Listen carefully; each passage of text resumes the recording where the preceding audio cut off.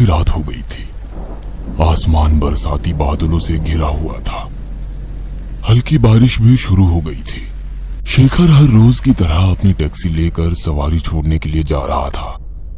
शहर से कुछ दूर एक बंगले के पास उसकी टैक्सी रुक गई। सवारी उतारकर वो दोबारा अपनी टैक्सी लेकर शहर की ओर चलने लगा। तकरीबन 2:30 बजे होंगे। शहर काफी दूर था। तभी नदी के ऊपर बने पुल पर एक लड़की अपने भारी भरकम सूटकेस के साथ कुछ कर रही थी। उठा रही थी या घसीट कर ले जाने की कोशिश कर रही थी, पता नहीं। उसे देखकर शेखर ने टैक्सी रोकते हुए कहा, हेलो मैडम, कहाँ जाना है आपको? शेखर की आवाज सुनकर वो लड़की थोड़ी हड़बड़ाई। जी, गैलेक्सी अपार्टमेंट चलेंगे। उस लड़की ने पता बताया। वो अपना ट्रैवल बैग उठाकर टैक्सी में रखने की कोशिश कर रही थी, पर वो काफी भारी होने के कारण उसे उठाने में परेशानी हो रही थी। रुकिए मैडम, मैं रखता हूँ। इतना कहकर शेखर टैक्सी से उतरा और बैग उठाने लगा। बैग तो काफी भारी था। बैग टैक्सी की पिछली डिक्की में रखकर शेखर ने मजाक में कहा, अरे मैडम, सारा सामान एक ही बैग में रखने के बजाय एक और बैग में रख लिया होता तो आपको भी परेशानी नहीं होती और मुझे भी। और हंसकर वो अपनी सीट पर बैठ गया। वो लड़की भी पिछली सीट पर बैठ गई। शेखर टैक्सी शुरू करके चलाने लगा और उनका सफर शुरू हुआ। मैडम, इतनी रात को कहाँ से आ रही हैं आप? मतलब कहीं घूमने गई थी क्या? घूमने नहीं गई थी, बल्कि आई हूँ नौकरी की तलाश में। मतलब आप यहाँ की नहीं है? जी नहीं। कोई बात नहीं। वैसे इस शहर में आपका कोई रिश्तेदार या दोस्त? हाँ, एक दोस्त है। मतलब था, नहीं है। था है? मतलब आप क्या कहना चाहती हो? क्या आपका उसके साथ झगड़ा हो गया है, या दोस्ती थी पर अब आपको उसके साथ दोस्ती नहीं रखनी? मतलब धोखा दिया क्या उसने? शेखर की बात सुनकर वो लड़की हल्के से मुस्कुराते हुए बोली, कुछ ऐसा ही समझो, पर मुझे धोखा देने वालों को मैं नहीं छोड़ती। उस लड़की की बातें सुनकर शेखर ने पूछा, काफी गुस्से वाली लगती हो आप।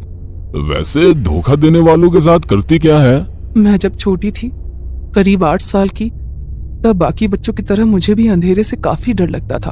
हम सब बच्चे मिलकर आस पड़ोस के पेड़ की इमलियां, आम तोड़ने जाते थे। काफी मजा आता था। ऐसे ही एक दिन मेरे पड़ोस वाले लड़के ने धोखे से मुझे खाली पड़े बंगले के अंधेरे कमरे में बंद कर दिया। मैं काफी डर गई थी। मैं खूब रोई, चीखती रही, पर वो मुझे बंद करके जा चुका था। मैं किसी तरह वहां से निकली, पर उसे कुछ नहीं कहा। उसकी बात सुनकर शेखर हंसकर बोला, लड़का थोड़ा शरारती था क्या? बचपन होता ही ऐसा है मैडम, मजाक मस्ती भरा। क्या आज भी उसके साथ आपकी दोस्ती है? नहीं। इतनी भी क्या नाराजगी? अब बचपना समझकर भूल जाइए और दोबारा उससे दोस्ती कर लीजिए। अब उसकी जरूरत नहीं, क्योंकि एक दिन स्कूल बस से घर आते वक्त मैंने उसे दरवाजे से धक्का देकर नीचे गिरा दिया। उसकी बात सुनकर शेखर थोड़ा नाराज हो गया। इतना गुस्सा ठीक नहीं। अगर वो लड़का किसी गाड़ी के नीचे आता तो? शेखर की बात सुनकर वो लड़की गुस्से आवाज में बोली, सही कहा, उसी में वो लड़का मारा गया। इतना कहकर वो ठहाका मारकर हंसने लगी। पर उसकी अजीब बात सुनकर शेखर का दिल घबरा गया था और गुस्सा भी आने लगा। अब एक अजीब गंभीर सा माहौल बन गया था। शेखर बिना कुछ बोले चुपचाप गाड़ी चला रहा था, तो वो लड़की सामने वाले आईने से लगातार शेखर को घूरे जा रही थी। तुम्हें डर तो नहीं लग रहा ना? सन्नाटे को चीरती उस लड़की की आवाज सुनकर शेखर थोड़ा हड़बड़ा गया। डर? किस बात का डर? भला मैं क्यों डरने लगा? सही कहा, तुम्हें डर क्यों लगेगा? वो भी एक लड़की से। एक कमजोर अकेली लड़की तुम्हारा क्या उखाड़ सकती है? उस लड़की की वो बात सुनकर शेखर चुप रहा। अब उस लड़की की वो बातें शेखर का सर दर्द कर रही थी। शेखर की खामोशी देख दोबारा उसने कहा, सही कहा ना मैंने? तुम यही सोच रहे हो ना? रात के 2 बजने को है, काली रात, सुनसान सड़क, आसपास न कोई मदद के लिए आने वाला, और ऐसे में एक अकेली कमजोर लड़की तुम्हारा क्या बिगाड़ेगी? शेखर खामोश रहा। वो बात बढ़ाना नहीं चाहता था। उसकी खामोशी देखकर उस लड़की ने आईने में शेखर की तरफ देखते हुए कहा, उसे भी यही लगा था। ना चाहते हुए भी शेखर ने उसे पूछा, उसे किसे? वही, मेरा दोस्त जिसके भरोसे मैं इतनी दूर नौकरी के लिए आई थी। बेचारे ने सोचा था एक अकेली कमजोर लड़की है, वो भी अनजान शहर, ना कोई पहचान वाला ना कोई पूछने वाला, मेरा क्या बिगाड़ लेगी।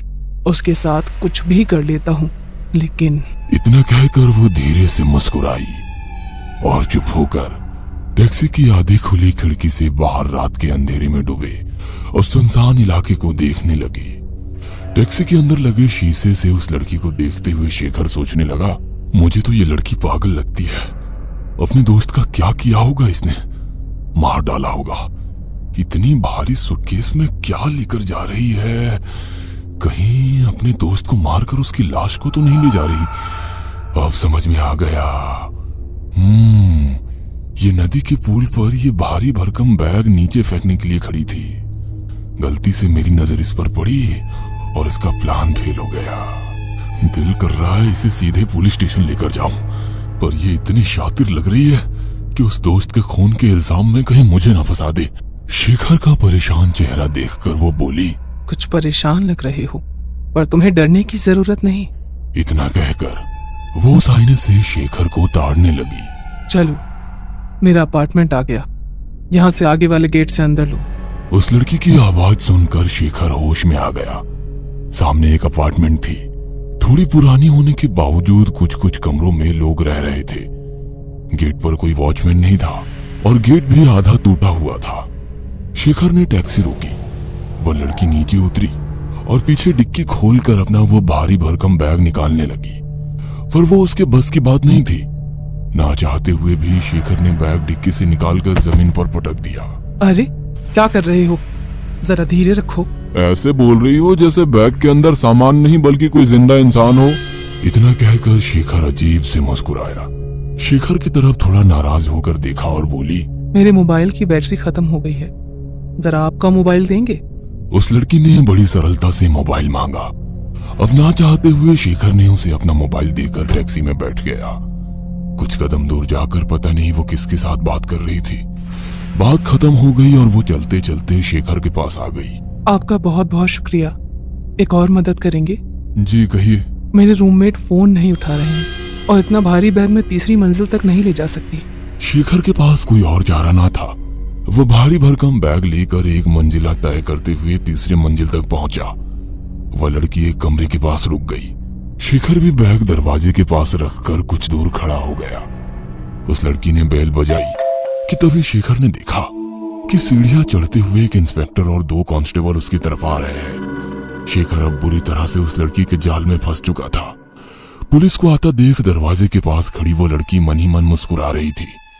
पुलिस वाले ने शेखर के पास आकर कहा, चलो दीवार के पास खड़े हो जाओ। शेखर इतना डर गया था कि उसके हाथ पैर जम गए थे।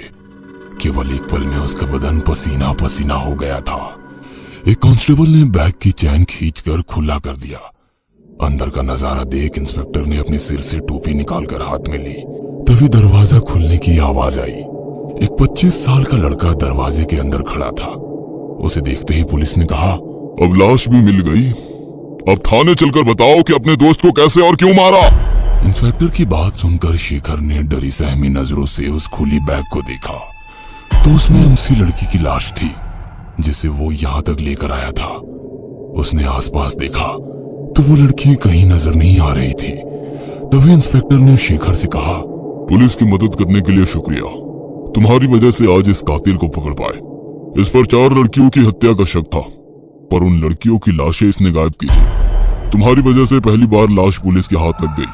तुम्हारा फोन आते ही हम झट से निकले और हाँ, तुम्हें कोई परेशानी हमारी तरफ से नहीं होगी। तब शेखर को याद आया कि उस लड़की ने उसके मोबाइल से अपने रूममेट को नहीं बल्कि पुलिस को फोन किया था, वो भी शेखर की ही आवाज में। शेखर की जान में जान आ गई। पुलिस उस मुजरिम को गाड़ी में डालकर ले गई। शेखर भी अब अपनी टैक्सी में बैठकर घर के लिए निकला। अब वो दोबारा उसी पुल से गुजरने लगा। डर के मारे बदन कांप रहा था कि तभी सामने वाले आईने में वो लड़की टैक्सी की पिछली सीट पर बैठी नजर आई और एक आवाज गूंजी, मदद के लिए शुक्रिया, वैसे किराया नहीं लोगे?